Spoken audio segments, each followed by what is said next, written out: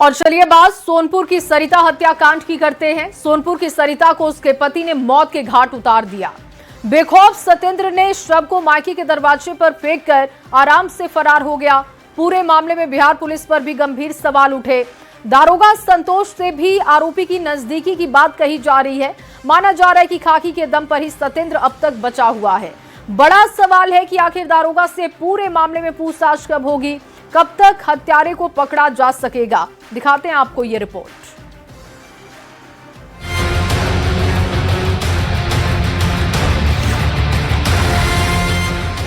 सोनपुर के ससुराल में हत्या के बाद सरिता के शव को हत्यारे पति सत्येंद्र ने 15 जनवरी की रात मायके के गेट पर फेंक दिया था। सीसीटीवी में कैद इस घटना के बाद एक तरफ जहां पति सत्येंद्र पर गंभीर सवाल उठे, तो पुलिस की गाड़ी से शव फेंके जाने के बाद खुद खाकी पर भी कई सवाल उठ रहे हैं। क्या कोई दरिंदा इतना बेखौफ हो सकता है कि पत्नी की हत्या कर उसका शव मायके में फेंक आए और आराम से फरार हो जाए?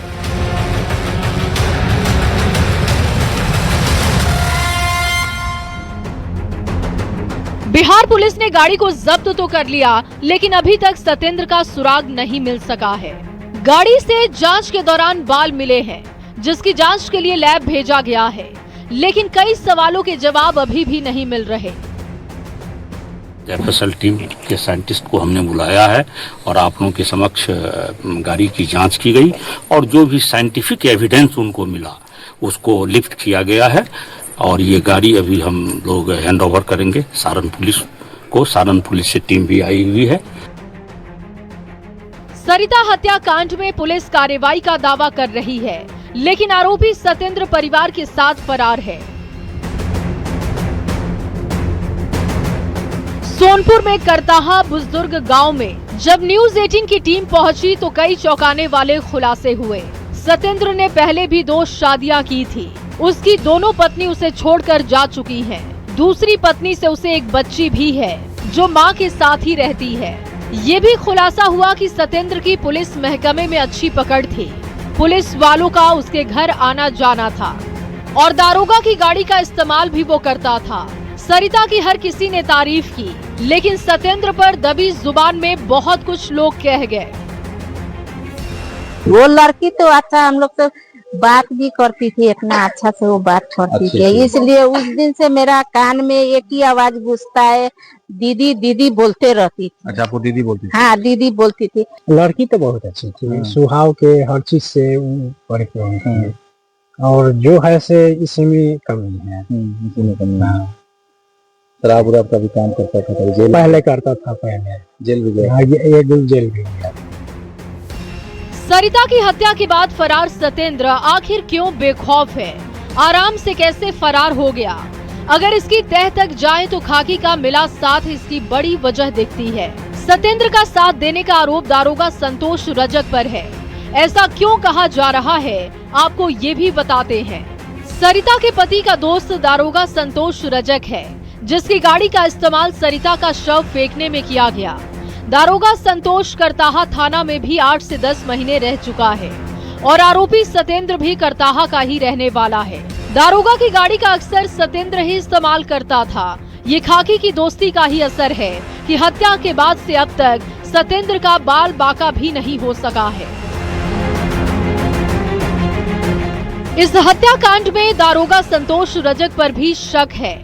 फरार सत्येंद्र का सुराग लगाने के लिए दारोगा से भी पूछताछ जरूरी है, लेकिन पुलिस अधिकारियों पर हाथ डालने से पुलिस खुद क्यों हिचक रही है, सवाल ये जरूर उठ रहे हैं।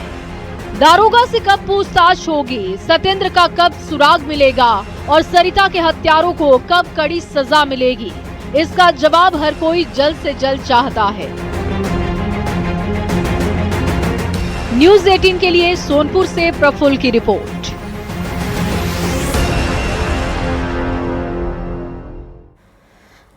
देखिए, सोनपुर की सरिता हत्याकांड में आरोपी सत्येंद्र का पुलिस कर्मियों के साथ एक फोटो वायरल हो रहा है। करताहा थाने में सत्येंद्र की अच्छी पैठ बताई जाती है। पुलिस कर्मियों से उसकी दोस्ती थी।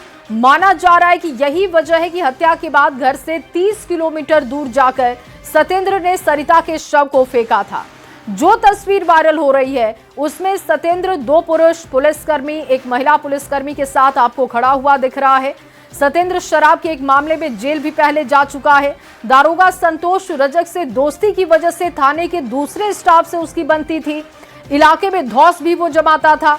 बहरहाल मुजफ्फरपुर में तैनात दारोगा संतोष रजक के साथ सत्येंद्र के रिश्तों की जांच की जा रही है, लेकिन और कितने पुलिसकर्मियों से उसके बेहतर रिश्ते थे, इसकी भी जांच की मांग उठाई जा रही है। सरिता हत्याकांड में लगातार न्यूज 18 जो है वो खबरें दिखा रहा है और एक मुहिम के तहत न्यूज 18 इस खबर पे बना हुआ है और कई चौंकाने वाले खुलासे जो हैं अभी तक हो चुके हैं। इसमें एक नया मामला ये आया है कि इस सत्येंद्र जो आरोपी है जिसने अपनी पत्नी की हत्या की, उसका कुछ फोटो जो है पुलिसकर्मियों के साथ फोटो है, वो फोटो वायरल हो रहा है।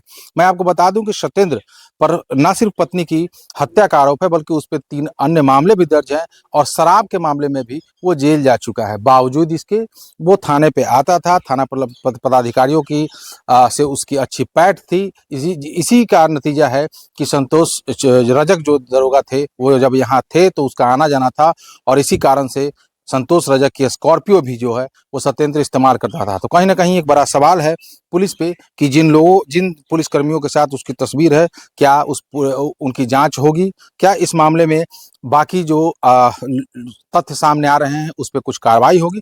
तो ये कहीं ना कहीं एक बड़ा मामला सामने खुलकर आया है जब ये फोटो वीडियो वायरल हो रहा है। उसमें कई पुलिसकर्मी दिख रहे हैं जिसके बीच में सादे लिबास में सत्येंद्र भी खड़ा है। तो ये एक बड़ा सवाल है कि आखिर सत्येंद्र कैसे पुलिसकर्मियों के बीच में अपनी पैठ बनाकर थाने पे आता जाता रहता था, जिसके आड़ में जबकि वो एक शराब माफिया है, शराब माफिया के तौर पे उस पुलिस ने उसे गिरफ्तार कर जेल भेजा था, बावजूद इसके थाने में उसके आने जाने पर कोई रोक टोक क्यों नहीं लगाई गई, क्यों पुलिसकर्मियों ने उसे नहीं रोका। ये एक अहम सवाल है और इसका जवाब जो है कहीं ना कहीं वैशाली पुलिस के जो कप्तान हैं उन्हें देना पड़ेगा और देखना होगा कि कब तक इस मामले में कार्रवाई होती है।